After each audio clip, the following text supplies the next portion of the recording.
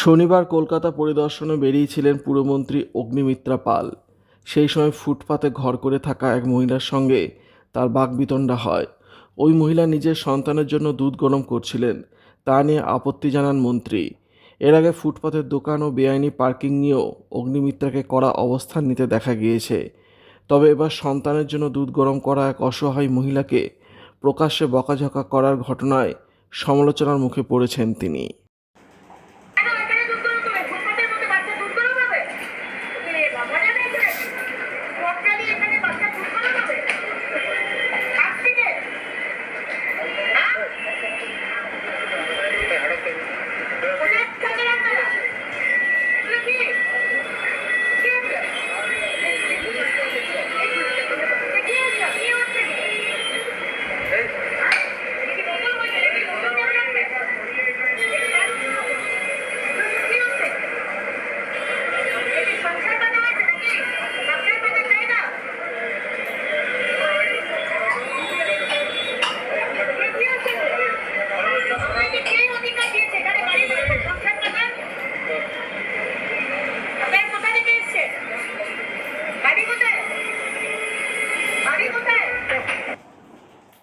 ঘটনাটি নিয়ে সোশ্যাল মিডিয়ায় সরব হয়েছেন অভিনেত্রী শ্রীলেখা মিত্র।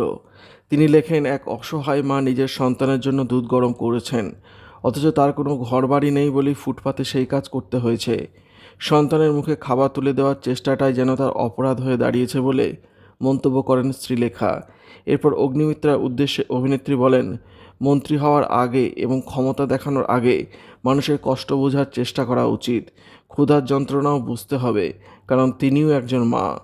শ্রীলেখার পোস্টে এক নেটিজেন অগ্নিমিত্রাকে উদ্দেশ্য করে লেখেন, তিনি যেন একদিন ক্ষুধার কষ্ট অনুভব করেন। এই মন্তব্যের জবাবে নিজের মতামত জানান অভিনেত্রী। শ্রীলেখার বক্তব্য, যারা প্রচুর অর্থের মধ্যে থাকেন তারা অনেক সময় সাধারণ মানুষের অভাব ও কষ্ট বুঝতে পারে না। তাঁর এই মন্তব্যকে ঘিরে সোশ্যাল মিডিয়ায় আলোচনা শুরু হয়েছে।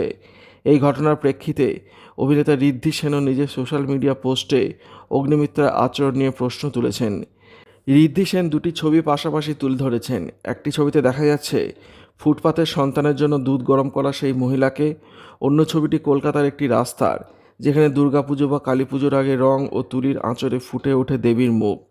ছবির সঙ্গে ঋদ্ধি লেখেন, তিনি ঘটনাটির ভিডিও এবং পোস্ট শেয়ার করবেন না, তবে দুটি ছবি পাশাপাশি রেখে বোঝাতে চান শহরকে বাইরে থেকে সুন্দর দেখানোর পাশাপাশি মানুষের প্রতি ভিতর থেকেও ভালো হওয়া প্রয়োজন। তার মতে কলকাতা তখনই সুন্দর যখন এই শহর সবার জন্য থাকে। অগ্নিমিত্রা পাল একজন ফ্যাশন ডিজাইনার হিসেবে পরিচিতি পেয়েছিলেন। শ্রীদেবী, হেমা মালিনী, কাজল এবং জুহি চাওলার মতো বলিউড তারকাদের জন্য পোশাক ডিজাইন করেছেন তিনি। 2019 সালে বিজেপিতে যোগ দিয়ে রাজনীতির ময়দানে পা রাখেন। 2021 সালে বিধানসভা নির্বাচনে আসানসোল দক্ষিণ কেন্দ্র থেকে জয়ী হয়ে তিনি এবং 2026 সালেও একই কেন্দ্র থেকে জেতেন বলে প্রতিবেদনে উল্লেখ করা হয়েছে। এরপর নতুন মন্ত্রিসভায় মহিলা মন্ত্রী হিসেবে নগরায়ণের দায়িত্ব পান তিনি। আর এই ঘটনার পর তার আচরণ নিয়েই সরব হয়েছেন শ্রীলেখা, ঋদ্ধি সহ বহু মানুষ। ভিডিওটি আপনার কেমন লাগলো কমেন্টের মাধ্যমে লিখে জানাবেন।